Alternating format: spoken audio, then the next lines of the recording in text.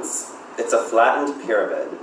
The Templars, the Knights of Malta, and Switzerland all used this shape as the basis of their emblem.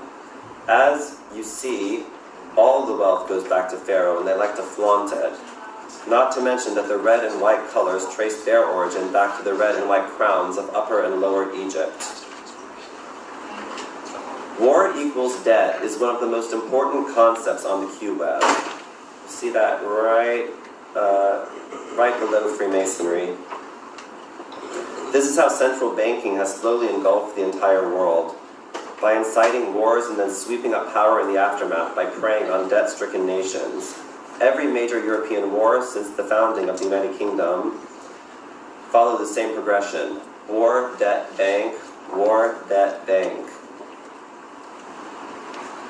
The CIA is the largest term on the map and unquestionably the most important term of the late 20th century. The more you research the 20th century, the more you realize that everything that's happened on the geopolitical scene ever since the creation of the CIA was influenced by the CIA to one degree or another. They carved up the world like a pie that was theirs for the taking and assigned commanders with specific objectives to every region. Simply reading a list of all the CIA's most important operations that have been declassified since its origin would give you a totally new understanding of American and world history. This openly accessible information has not been integrated into our collective understanding of history, despite the fact that it is admittedly legitimate. The evening news just chugs along as if intelligence agencies are just a bunch of suave Englishmen with nifty gadgets, banging hot women and secretly saving the world while we obliviously live out our day-to-day lives. Sound familiar? They like to paint themselves as total studs. Remember how I said they control the media? Well, they also control Hollywood, especially their own depiction in film. This kind of romantic depiction couldn't be further from the true picture. These agencies have extremely dark agendas that you can read about in their own elitist publications. They've been playing statist God for the past 70 years, and their track record on human rights abuse is truly abysmal. We should certainly not be putting any trust in these people. In fact, we should be doing everything we can to revoke their authority. The military-industrial complex could be argued to be one of the most important terms on the diagram alongside the CIA, which is a facet of the overarching complex. I highly recommend watching the documentary Why We Fight, which is listed directly on the Q-Web in the 9/11 area. That documentary opens with Eisenhower's farewell speech in which he coined the phrase military-industrial complex. It provides a very comprehensive and convincing overview of the topic from the mainstream perspective without even delving into the realm of conspiracy. One of the Q-Web's primary objectives is exposing the true power structure of our world. Who's really in charge here? Who's really running the show? Sorry guys, it's not the President of the United States. He isn't actually the most powerful man in the world, as most Americans laughably believe. When you dig into the research, you discover something akin to the pyramid shown here is more likely to represent the true power structure here on Earth. Here's a more detailed version of the simplified pyramid that appears on the Q-Web. So pretty much you have corporations running the governments, banks controlling the corporations, and then increasingly smaller councils of elites and nobility that funnel down to one source. This diagram shows the Queen of England on the top, but I believe that to be inaccurate.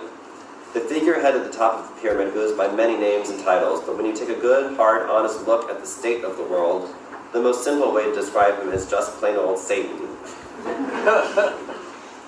That's the conclusion of the author of this diagram came to. This is another one I found online and I recreated myself in higher resolution.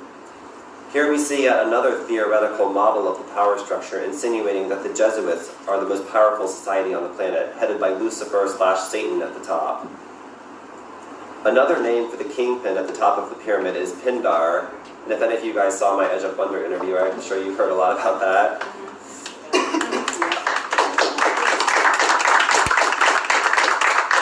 I'm actually disappointed that they didn't include this meme in that interview because this was like my official Pindar meme.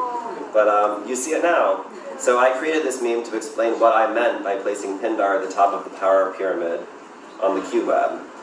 He who owns the legal title to Earth. In any hierarchical power structure, it can be reasoned that the ultimate authority emanates from a singular source. Pindar refers specifically to a human-reptilian hybrid who ranks highest amongst Earth's elite, but this is merely speculation. It remains unknown who or what assumes this role, only that it must exist. We don't have time to go into all of Satan's minions right now, but this is actually the newest diagram that I've acquired and remade.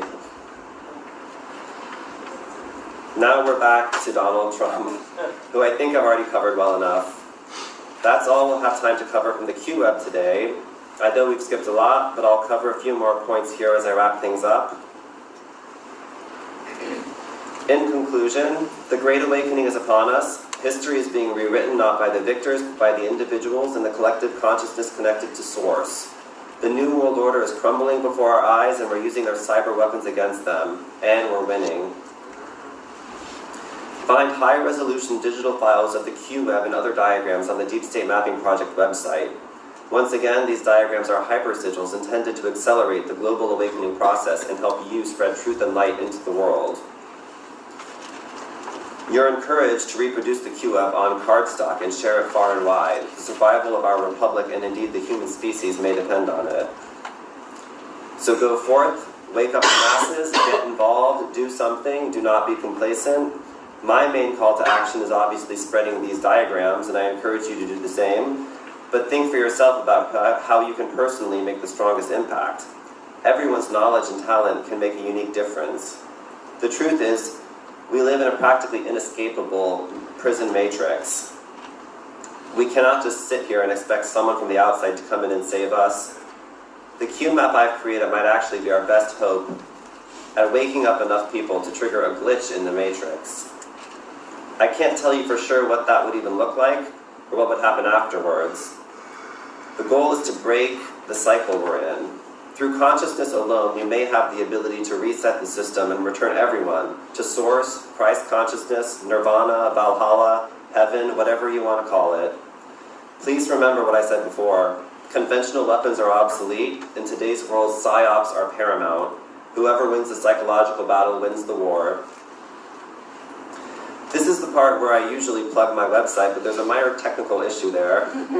On February 5th, Shopify terminated the Deepstate Mapping Project's online store without explaining